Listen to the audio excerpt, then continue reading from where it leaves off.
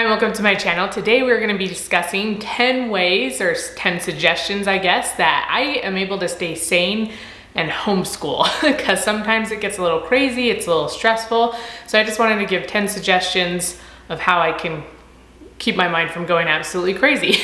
So if you're new to my channel, I created this channel as a homeschooling resource to give you curriculum ideas, organizational ideas, and ways to invite Christ into your homeschool space. So if you're interested in those things, please hit that subscribe button. And let's talk about these suggestions. So first of all, I just want to start off by saying these suggestions are going to be different for everyone because we're all a little different, and the things that calm us down and kind of give us a break are going to be different. Some of them might be the same, or a few of them you're like, oh yes, that resonates with me, but there might be stuff that you're like, no, I would never do that. That doesn't help me relax at all. So just so you know, this list it's adaptable. Is that the right word? I think so. To you. So if you have a list or just things that you do to help you stay sane while you're homeschooling, please put them down below. I would love to see your list. I love having new ideas, and your ideas might help someone else too. They might be more applicable to them. So put those lists down in the comments. So number one is I get a massage every 4 weeks. And I don't know, sometimes when I say that, it just makes me seem kind of selfish, but that's not good. Don't think that. It's okay to do some self-care. So when we were college students for a long time, and PhD grad programs and stuff, and we didn't have hardly any money. So I promised myself when we got done, I would go get massages once a month. And I don't go get my nails done. I don't color my hair. I get it cut like once a year. I'm horrible about taking care of my hair. And I just recently got into having more fun with makeup, and I enjoy that. And I think that's fun. But those were the only, I just didn't do a lot of self-care that way. But massages, I had one in high school, and I sort of enjoyed it.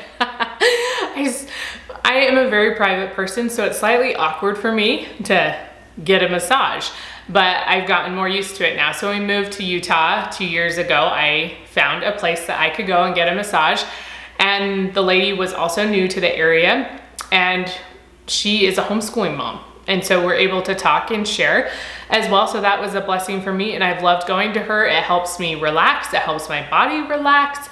And for me just not to feel quite so overwhelmed with everything that's going on.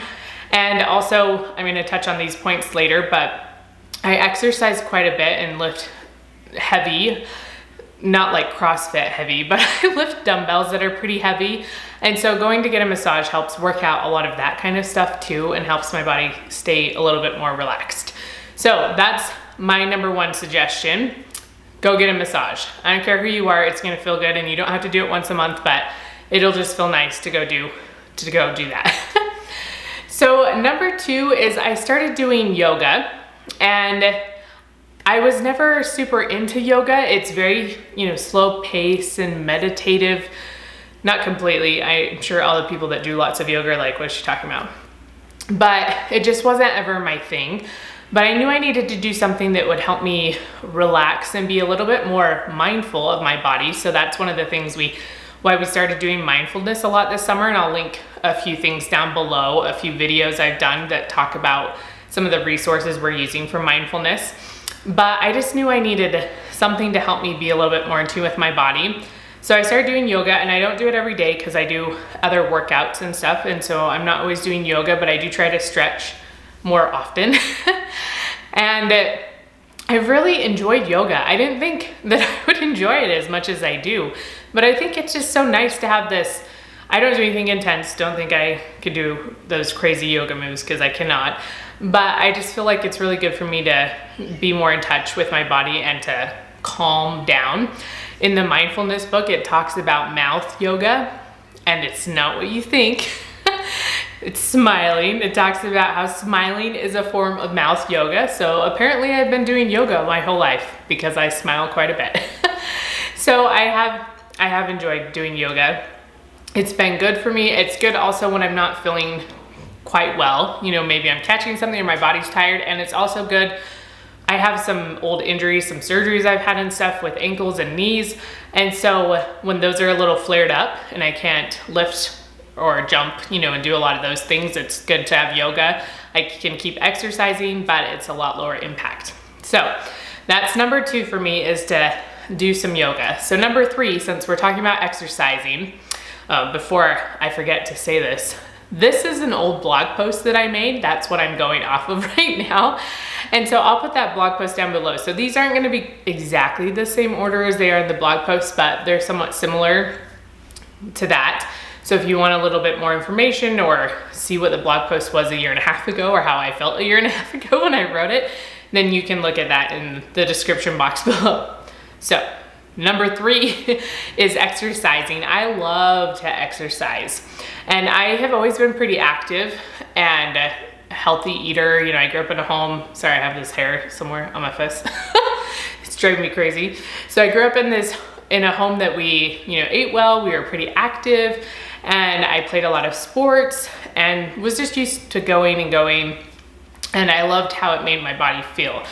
And so I have always continued to do that. But, you know, when I became a mom, I thought, since I was in good shape and healthy before, that it would be pretty easy for me to lose baby weight. And that wasn't the case. And I still haven't lost it after my 4 kids. And it's a struggle, you know, it's stressful. And so I started doing more intentional workouts and lifting a lot more. Lifting and doing some, like, I'm not a Beachbody coach, but I do like to do the Beachbody workouts. And so that's what I've been doing, just because running and those kinds of things are really high impact for my ankle surgery that I had as a teenager. And so I try to do stuff that's not gonna impact that as much. Anyways, and so I really enjoy exercising and just being a like sweaty mess. And even though I haven't been able to lose my baby weight from it, I feel like as a mom, it has made me so mentally strong. Like, I physically feel strong, but I have been able to mentally push myself with working out harder than I ever thought I could. And I just feel like that's such an added benefit, because so many things now I am able to push myself a little bit harder because I know I can do it. I have a little bit more in me than I thought I did.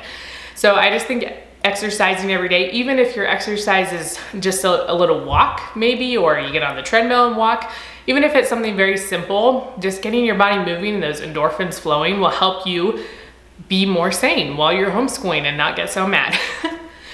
So the 4th one, again, is gonna kind of go along with these ones, and then we'll move on to some other things. But the 4th one is to go outside. Just go outside. Take your kids outside, be outside. And we actually were outside this morning. We just got back from hiking, and I love it. I love being outside. And even though it's sometimes hard, like hiking is hard, and my little kids are struggle with it, it's just so rewarding and it's so beautiful, and I just feel so refreshed afterward. So I grew up in a place that had snow. Like, I grew up in a part of Utah that had snow, but when I moved to the part of Utah I live in now, there's a lot more snow. And it's basically October until March, you have snow on the ground. And it wasn't until springtime hit the first year we were here that I realized how much being outside and just feeling the sun on my face is a healing balm for my soul. And so now I just try to make sure we're outside, and we don't go outside all winter long. I'm not that crazy person. And when it's 15 degrees, I don't do that. But if it hits 30 or a little bit below it and feels nice outside, then we're going out for a walk. Because I need it to remain sane. So just go outside. If you're all going crazy inside, just either all of you outside, send your kids outside, I don't care what it is. It'll just help everyone feel so much better. So go outside. So the 5th thing is, don't fret about the schedule. And anybody who knows me really well will kind of be shocked that I'm saying that, because I am very schedule oriented. I like to have things just so. It's really hard for me to like deviate from a schedule. But as a mom, and especially as a homeschooling mom, I've learned that that's just what happens. The schedule is gonna get thrown out the window a lot of the time. You know, you can have things you still wanna accomplish, but having a strict schedule isn't gonna work. And it'll just frustrate everyone. So just don't fret so much about the schedule. If you're just having a rough day and you need to get outside, or you need to go do a different activity or something, then that's fine. And you can make it up later, or you can just skip it. It's okay to skip a section, you know, as long as they still learn how to add or something. But you can just skip stuff and keep going. The kids will be okay, and they'll probably be a lot better because they're just getting a lot more one-on-one attention. You know, even with 4 kids, you can still give that individualized attention. You can still work with them. And so it'll just be a lot better in the long run. And so just don't fret over the schedule if something comes up and you just can't do it. It's really okay. So the 6th thing is I read books. And some of you might not think that seems very calming or anything like that. Maybe reading to you is more of a stressful thing, but I love to read. So find something that you just love to do and make sure you spend a little time doing it every day or almost every day. So even if I can only read for 15 to 20 minutes a day, that just helps so very much. And there are some days I do not read at all, but I try to make sure I'm always reading. Sometimes it's more educational, sometimes it's more fluffy stuff, and it doesn't matter to me. It makes me happy to sit down and read. And so find something that you like to do. Maybe you like to sew or garden, or maybe there's certain crafts you like to do, or you just like to run a lot. You know, that could go back to exercising as well. But just find something you like to do and make sure you spend a little bit of time every day doing it. You don't have to lose who you are to be able to homeschool your kids. You'll be better at homeschooling them if you're happier and doing things you like to do and don't feel like all your life has been taken over by these little minions. So I read books. Go find something that you love to do. So the 7th thing is I rely on the Lord. I read my scriptures, I say my prayers. I would have failed a long time ago without him in my life. I would have really had such a hard time. And so just making sure that I am where I need to be spiritually. And then when my kids are struggling, when we're all just struggling, you know, we can say a prayer, we can, you know, put ourselves in timeout and go say a prayer or something like that. But we can just turn to him. I think that's one of the wonderful things, again, about being able to homeschool and have this individualized attention towards children, towards each of your children, is you can pray to God and ask him for help. I don't know exactly what to do for this child, or maybe I thought about this or this thing, and so I'm gonna go forward with this one. Does that feel good to move forward with that one? And just having that relationship with him has helped me so much, and it just gives me the strength to keep on going, and also to create this church community as well that teaches me and helps me learn and helps me feel like I'm not alone and be overwhelmed. So I rely on the Lord. So the 8th thing, it's getting really hard to count on my fingers like this. I don't know, you know, you do 1 through 5, but doing this, I feel like I should start doing sign language or something, or counting, like in China, we learned how to count a certain way. So I think that's how I feel like I'm supposed to do. So the 8th thing, if I can hold them up, is to hang out with other women, like without your kids. Well, you could do a play date at the park or something, you know, so the kids are all off playing and you could talk. But if you can, try to do it without your kids, because it's good just to get away. You can vent about your kids. This is gonna sound so funny and horrible at the same time, but one of my favorite things that helps me feel so good as a mom is hearing how other moms struggle. Again, that sounds horrible, but it makes me feel not alone, and that's why I love it. It's like, oh, okay, your kids are crazy too, because sometimes you feel like your kids are the only ones that are crazy and no one else's are crazy at all. And so being able to get together with other women and venting about your kids and maybe just your life and just talking helps so much. It really just like is a healing balm to realize other people are going through similar struggles and you can work together. And you could plan, you know, I was gonna say a play date. You could plan a play date, but I meant, you know, like a girls' night.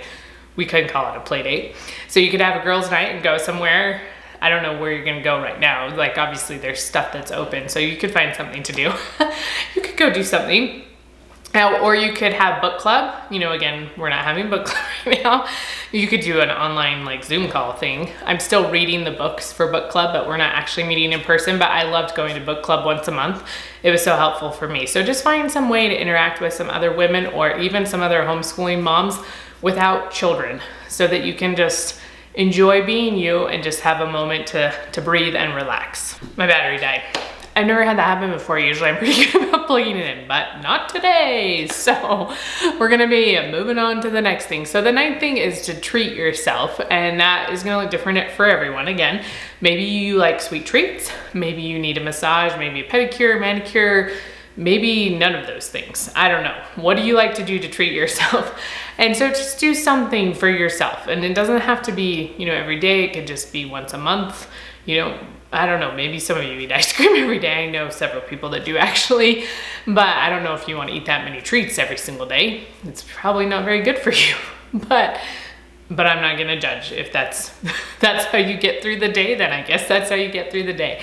But just do something to treat yourself, to make you, just feel good and just have a moment to yourself, something that's just for you.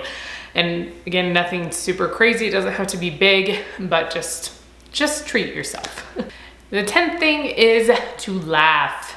I have been gifted by God with the ability to laugh. I don't know why. Well, I do know why. I am a pretty uptight person, like ridiculously uptight. And so this ability to laugh, to practice my mouth yoga, has helped me so much in my life, just because even though everything's going crazy, and sometimes I go crazy with it, let's be honest here, I don't always laugh about it, but in so many circumstances, I'm just able to laugh and just think it's funny, or just be like, I'm sure it's fine, I'm sure I think I'll be okay, and I just am able to laugh, and it's just something I've been blessed to be able to do all the time. So just laugh. If you have a loud laugh, a quiet laugh, I don't care. We want to see and hear you laugh because it will just heal your soul. It's so good for your soul to just be able to laugh. So those are my 10 suggestions. I hope they're helpful for you. I know that they're unique to me. Well, not unique, but they are things that help me. So some of them might not be as helpful to you. But again, I'd love to see your list of things that you think are helpful that help you stay sane while you're trying to homeschool a bunch of little minions. And so just leave those things down in the comments below and give me a thumbs up if you like seeing these videos, and we will see you next time.